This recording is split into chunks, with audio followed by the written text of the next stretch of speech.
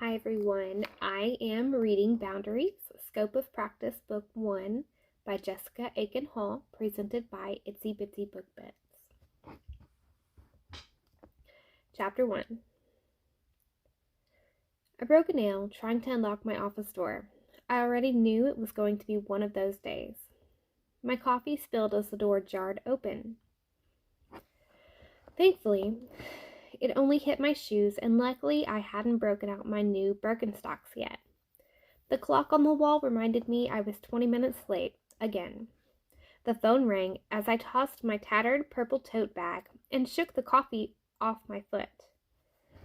Good morning, Lawrenceville Regional Hospital. Social Services Department. This is Valerie Williamson. How may I help you? I hated that it made me say all that stuff. It took a full minute before I could even hear the other person speak. Val, it's Janine. Don't you ever look at the caller ID to know who's calling? She let a heavy sigh escape. I need to talk with you about something. I'm sorry, I was late. Again, it's just...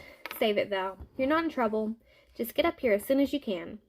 The phone clicked down on the receiver before I had the chance to redeem myself.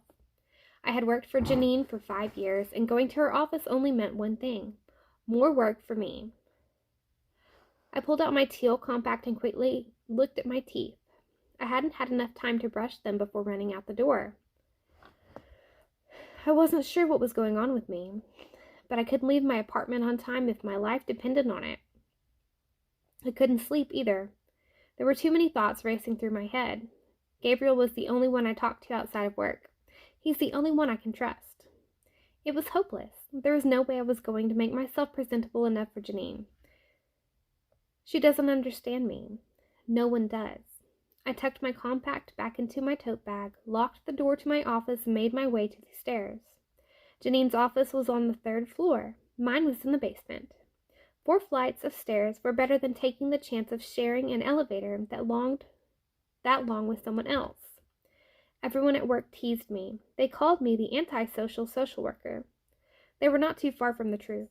My office, just 2 doors away from the morgue, is where I spend most of my time. They said I spent more time with the dead than the living. I liked it that way. Death was a big part of my job, maybe my favorite. When I reached Janine's office, the smell of orange and lavender overpowered me. She said it was the perfect combination to bring peace and harmony and disinfect the air at the same time. It was a hospital, after all. God forbid we catch what our patients are in here for. When I knocked on Janine's door, I saw her round head poke up from behind the computer. Her tight, dark brown curls were moist with hair gel to make sure they didn't move. She had to be in control of everything, even her hair. The reflection from some website glared on her cat eye glasses. She pushed up her tan cardigan sleeve and looked at her knockoff Rolex. What took you so long? You took the stairs, didn't you? I took that as my cue to go in. I shut the door behind me as I heard her mouse clicking. I pulled up a stiff black pleather chair and sat in front of her desk. I could feel her topaz brown eyes judging me as I sat across from her. Janine and I were nothing alike. Nothing. She shook her mouse around on the mouse pad and sighed as she feverishly clicked. Just a minute, it's here somewhere. She didn't take her eyes off the screen as she continued to look. Oh, here it is. She pressed print and pointed to her printer across the room and nudged her head for me to go retrieve it. I stood with my back to her and rolled my eyes as many times as I could while I waited for the paper to spit out of the machine. She's so lazy. I picked up the paper and walked it back over to her, still saying nothing. The longer I stayed quiet, the less of a chance she could talk me into doing something else. I already worked close to 50 hours a week and barely got paid for 40. A nonprofit hospital with no money for anything. She pushed the paper back at me. Take a look at what they are proposing. I took the papers and quickly scanned them. They were always looking for ways to get more grant funding. This time they wanted to start a weekly trauma support group. No. There was no way I was getting roped into this. I cleared my throat. This is not something in my scope of practice. I'm not comfortable with any of this. I could feel the heat radiate off my face as I attempted to hand the papers back to her. Val, her voice softened as she went on, you are more than capable of doing this. That's why I'm asking you. I shook my head. No, Janine, I'm not. The anxiety bounced around inside my stomach, reminding me I hadn't eaten breakfast yet. You know, I don't excel at public speaking. There's no way I can do this. I'm not asking you to give a speech. I'm telling you to start a support group. It probably won't be many people anyway. I'll do anything else you need. I stood up, ran my fingers through my messy blonde hair, and fought back tears as I looked at her. I'm sorry, Val. There is no one else to ask. The hospital needs this funding. The group needs to be up and running by the end of the month.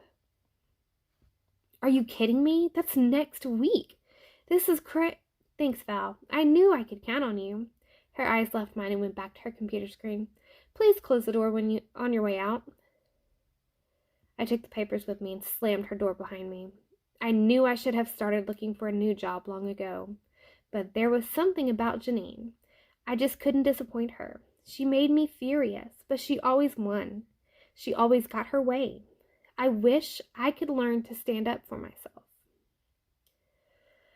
I stopped by the cafeteria to grab something to bring back to my office so I could start researching trauma groups. There was no way I was going to be able to concentrate with an empty stomach. Vanilla yogurt, strawberries, and granola. It was what I got when I forgot to have breakfast, which lately was every day. I carried my tray back down the stairs, past the morgue to my office, and remembered I had locked the door before I went to Janine's office. Frustration grew as I searched my sweater pocket and fished out the keys. I felt the tray start to slip out of my hands as I fumbled with the doorknob and key. When were they going to fix this thing? Every other door had keyless entry, but down here in the hallway of death, no one ever stayed long enough to fix anything. That might have been my least favorite part of my job, until about 10 minutes ago. I sat at my desk and began to search for information about support groups. I had never run one before, hadn't even attended one. The more information I found, the more inadequate I felt. How was I going to lead a group when I couldn't even get myself to work on time? Where would we have it? We couldn't ask people to come down here. That in itself would be traumatic. I was the only one not creeped out by having an office down here. That's why I was given the job of deceased patient coordinator. The more I fought it, the more I knew I would hate it. I had to talk myself into this thing.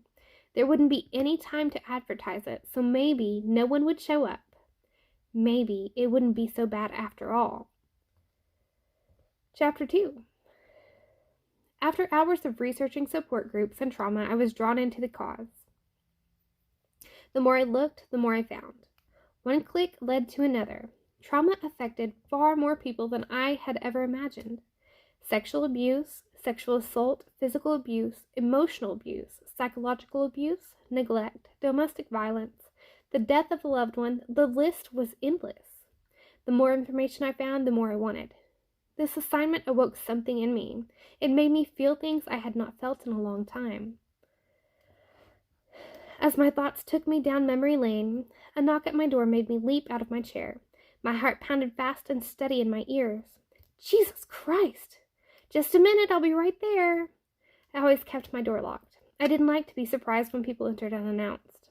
With no windows, I got to escape from the outside world for a little while. I liked it that way. Janine was on the other side of the door, impatiently waiting for me to open it. Her arms were crossed as she peered in at me. I was beginning to think you weren't in there. I've been doing research. You told me I have a group to start next week. By the way, thanks for the notice. Ha ha. Her arms were still crossed as she walked through the door. My God, it stinks in here. Do you ever take out your trash? That's not in my scope of practice. I smirked as she sighed. Is this what you came down here for, to insult my housekeeping skills? You mean lack of housekeeping skills? She took the files from the chair and placed them on the desk before sitting down. No, Val, I have a job for you. Another one? Jesus, Janine, what do you think I am? Funny, Val. She looked directly into my eyes. I hated it when she did that. I know it's serious when she makes eye contact. I need you to go up to the emergency department. Room 3. There was an accident. Accident? What kind of accident? Janine knew I didn't go to patient rooms. I strictly worked with families after patients died. I worked in the conference room on the first floor and the morgue. That was it. Well, it's unclear. She bit her bottom lip. She's young, only 19. She shook her head as she closed her eyes. You know I don't work with the living. I know. Her eyes shot open. We lost her shortly after they brought her in. They said she did it to herself, but I'm not buying it. What do you mean? I brushed the hair out of my face as I leaned closer to her. I think her boyfriend did it. He's in there now, with her body. Her mom is, too. I need you to go in there and tell me what you think. Me? How about the police? Rage began to boil inside of me. I didn't understand why just hearing about this had me so upset. They have been called, but her mom needs you, and I want to see what you think. Size him up.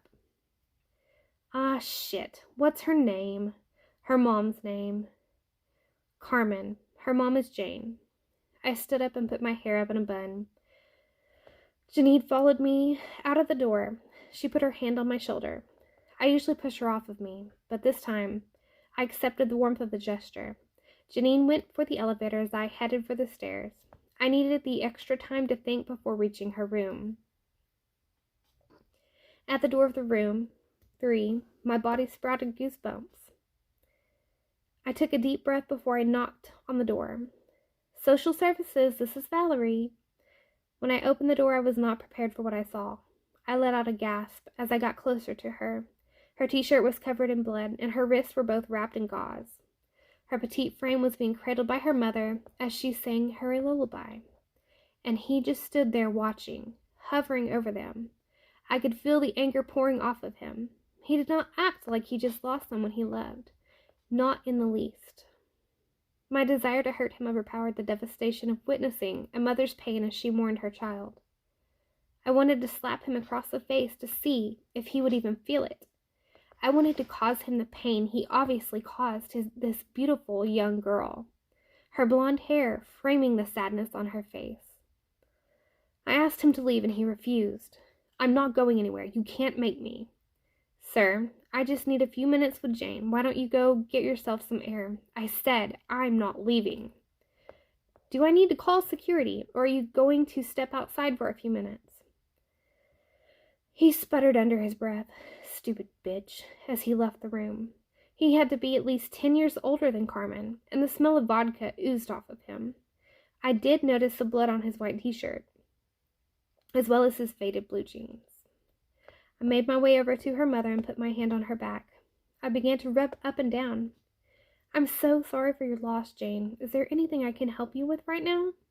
She let go of Carmen and grabbed hold of me and began to sob. Bring my baby back to me. Bring her back. Please, God, bring her back. I didn't know what to say to her. I couldn't bring her baby back, no matter how desperately I wanted to. I just held her as she sobbed, stroking her hair, and slowly swayed her back and forth as we stood together. Oh, Jane, I don't know what to say. I sucked back the tears. I took a step back so I could look at Jane's face. Do you know what happened to Carmen? He said she did this to herself. I don't believe it. My baby was so happy she wouldn't have done this. Did she ever tell you she felt unsafe with him? No, never. Don't you think I would have protected my baby if she asked me for help? Yes, of course. I just wanted to see if we could figure out what happened to your beautiful girl. He's just upset. He's not a bad guy. She looked down at Carmen. He loves her. I know he does. The door to the room opened and he walked back in, with a Mountain Dew in his hand. He paced the room as Jane and I watched him. I gotta get out of here. Come on, man. We gotta go. He scratched his greasy ash blonde hair. I'm not leaving her. I can't. Not yet. His agitation increased with the volume of his voice. We need to get the fuck out of here now. Sir, I'm going to have to ask you to keep your voice down. Jane's not ready to leave yet. Be patient with her. She's fucking dead. Let's go. Jane, sobbing, filled the room as she fell to her knees and rested her head on the side of Carmen's bed. No! Get out. I walked to the door and held it open for him to leave. A nurse in the hall stood and watched. Val, you need me to call security? No thanks. He's leaving, right? He blew past us and ran to the elevator, pushing buttons and banging on the doors, waiting for it to open. I couldn't tell what was wrong with him. I had seen grief, look many different ways, but never like this. He was hiding something that was obvious. I needed to know what. I had worked with countless families who had lost loved ones before, and never had they hit me like this one did. Never did anger get me like this. Never had I wanted revenge.